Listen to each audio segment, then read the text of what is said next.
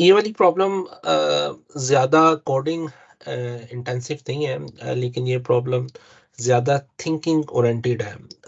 आपको इस प्रॉब्लम के पढ़कर और फिर इसके एनालिसिस करना कि इसको समझना कि हमने करना क्या है, हमें क्या करना है और किस तरह करना है, that is very much important. तो मैं इसको एक दफ़ा रीड आउट करता हूँ, और फिर मैं इसको स्टॉप करूँगा वीडियो को, और आप फिर इसको खुद से सॉल्व करने की कोशिश करेंगे। और पहला स्टेप है कि आप इसे मैनुअली सॉल्व करेंगे। आप इसको बिल्कुल कोड की तरफ नहीं जाएँगे, आप कागज़ पे इसको सॉल्व करेंगे। आपने वही रिज़ल्ट लेकर आने हैं जो इसमें रिक्वायर्ड है। फिर उसके बाद फिर आप देखिए कि मैं इसको मैनुअली कैसे सॉल्व करता हूँ, और फिर उसके बाद हम इसे कोड में कन्वर्ट करेंगे। कोड में कन्वर्ट करना that is not the big deal. वो आई होप कि आप उसे कर लेंगे। अच्छा जी, प्रॉब्लम ये है कि एक पर्सन है, उसकी उम्र 18 ईयर है, that is important in the problem. और उसको कुछ पैसे मिले हैं, एक्स मनी मिले हैं, और उसके पास एक टाइम मशीन है। हाइपोथेटिकली उसके पास एक टाइम मशीन है। वो कहता है कि मैं दोबारा 18वीं सदी के आगाज के अंदर जाना चाहता हूँ। वो 1800 सेंचुरी में चला जाता है, लेकिन उसको ये नहीं पता कि मेरे पास जो ये पैसे हैं, मैं कितनी देर अपनी जिंदगी गुजार सकूंगा। तो अब वो चाहता है कि मैं एक छोटा-सा प्रोग्राम लिखूँ जो कैलकुलेट कर ले कि मेरे पास कितने पैसे हैं कि मैं किस ईयर तक अपनी जो है वो ज़िंदगी गुज़ार सकता हूँ इन पैसों के साथ। तो प्रॉब्लम ये है। अब इसमें एक क्वेश्चन है कि उसका खर्चा कितना होगा, क्योंकि उसी से पता चलेगा कि उसके पास अ, इतने पैसे हैं और इतना खर्चा है, तो वो कितने सालों तक गुज़ार सकता है। तो उसका एक जो है वो फ़ॉर्मूला हमारे पास गिवन है कि ना, लेट्स से वो हर इवन ईयर में, इवन ईयर कौन से हैं जिनके एंड पे 0 2 4 6 8 इस तरह है, 1800 1802 1804 ईयर में, वो हमें कंफर्म है कि वो इवन ईयर में ना $12,000 ही खर्चेगा हर इवन ईयर में। लेकिन हर ऑड ईयर में वो जो खर्च करता है, वो एक तो $12,000 खर्च करेगा, प्लस 50 इनटू जितनी उसकी उम्र हुई। मतलब में भी जिस तरह उसकी उम्र हमने शुरू में नोट की, वो 18 साल का था, तो 1801 में उसकी उम्र होगी 19 साल, क्योंकि वो 18 1 साल गुजर जाएगा तो उसकी उम्र हो जाएगी 19 साल। तो अब ऑड ईयर में जब हम 1821 के लिए कैलकुलेट करेंगे तो 19 ज़रब 50, ये उसकी जो है वो वैल्यू इसमें एंटर हो जाएगी। तो ये एक्चुअली हमारी इस तरह की रिक्वायरमेंट है, और हम जो उसे पास करेंगे, उसे ये पास करेंगे कैलकुलेट प्राइस। अब इसमें पैसे पास करेंगे और इसको ईयर पास करेंगे। तो ये प्रोग्राम हमें बताएगा क्या हम, ये बच्चा जो जा रहा है उधर बैक टू पास जा रहा है, तो ये वहाँ पे किस इस ईयर तक ज़िंदगी गुज़ार सकता है कि नहीं गुज़ार सकता? क्या इतने पैसे काफ़ी हैं? और पैसे कैलकुलेट करने का ये फॉर्मूला है। तो फाइनली इसकी 2 सैंपल और इनपुट हैं हमारे पास, कि अगर हम उसे बताएँ इतने पैसे हैं, इस साल तक वो गुज़ारा करना चाहता है, तो क्या हो सकता है? तो हाँ, इसका आंसर है येस, और ये आउटपुट आएगी, वो अपनी ज़िंदगी आराम से गुज़ार सकता है और उसके पास बाकी इतने पैसे बच जाएँगे। यानी कि ये हमने आउटपुट में बताना है। और अगर हम कहें कि उसके पास इतने पैसे हैं और 1808 तक ज़िंदगी गुज़ारना चाहता है, तो वो हम कहेंगे कि नहीं, वो नहीं गुज़ार सकता, क्योंकि उसको ना इतने और पैसे चाहिए। ये पैसे कैसे कैलकुलेट हो रहे हैं? ये हमने पीछे गिवन ये वाले फ़ॉर्मूलाज़ दिए हैं, इसके थ्रू हमें पता चल रहा है।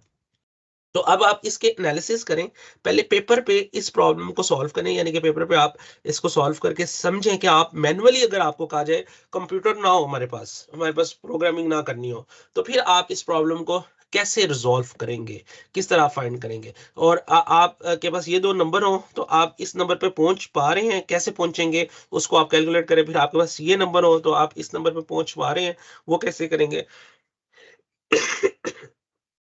अच्छा जी, सॉरी।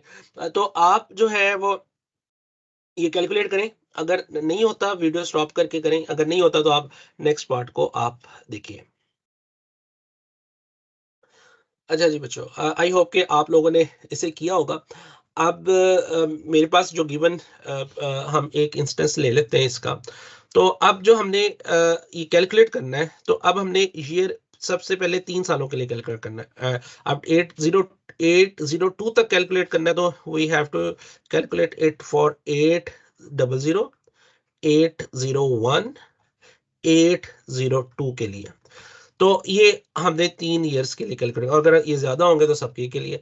अब 800 के लिए हमने जो कैलकुलेट करनी है, क्योंकि ये साल जो है वो इवन ईयर है, तो इसमें तो स्ट्रेट फॉरवर्ड हमें समझ आ रही है कि इसकी जो एक्सपेंस है वो $12,000 है, तो वो हमारे पता चल जाएगा। उसके बाद हमें क्या करना है, हमें 801 के लिए करना है। अब 801 क्या है, 801 ऑड ईयर है, तो ऑड ईयर में इसके पास 12,000 है, इधर कर लेते हैं, प्लस 50, ये फॉर्मूले का पार्ट है, multiply by age in the given year. अब 1801 में उसकी एज 19 साल की हो जाएगी। क्यों? क्योंकि वो ऑलरेडी 18 ईयर का है, वो वापस जाएगा, तो एक साल के बाद 1800 सन में वो वापस जा रहा है, और एक साल के बाद उसकी एज जो है वो 19 ईयर हो जाएगी। तो ये इसके साथ हम मल्टीप्लाई करेंगे, ये इसको साथ हम पहले मल्टीप्लाई करेंगे, फिर आंसर को इसमें जमा करेंगे। तो अगर आप इसको इसके साथ मल्टीप्लाई करें तो जो भी आंसर आएगा वो 1200 में प्लस हो जाएगा। इस लेट से ये एज फैक्टर है जो हम कैलकुलेट कर रहे हैं फॉर ऑड ईयर्स को के लिए। तो ये जो भी वैल्यू आएगी वो हम इसके अंदर ऐड कर देंगे, 1909 ये मल्टीप्लाई करेंगे, दैट विल बिकम द 95।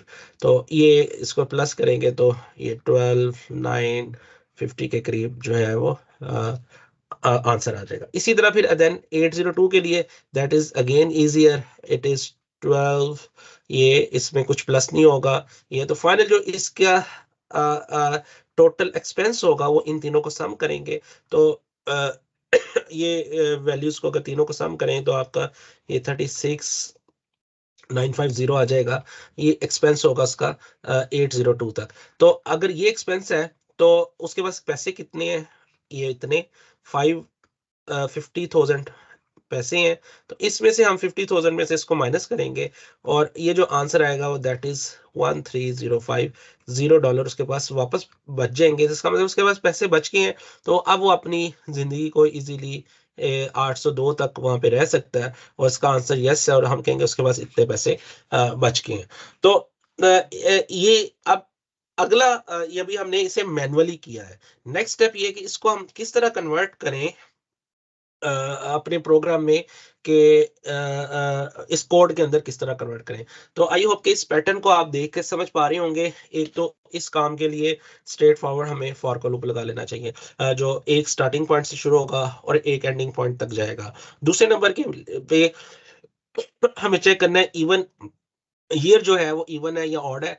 अगर इवन होगा तो एक वेरिएबल लेकर उसके अंदर हम सम करते जाएंगे जो भी एक्सपेंस आएगा, और अगर इवन होगा तो उसके अंदर हम 12,000 करेंगे सम। अगर ऑड होगा तो हम 12,000 तो करेंगे, प्लस हम उसके अंदर जो है वो ये वाला फैक्टर सम करेंगे, एज फैक्टर के उसका एज क्या अगर ऑड होगा। तो इसका मतलब ये है कि हमें क्या करना है, 12,000 तो हर आइटरेशन के अंदर उस नंबर में सम करना है, दैट इज स्ट्रेट फॉरवर्ड।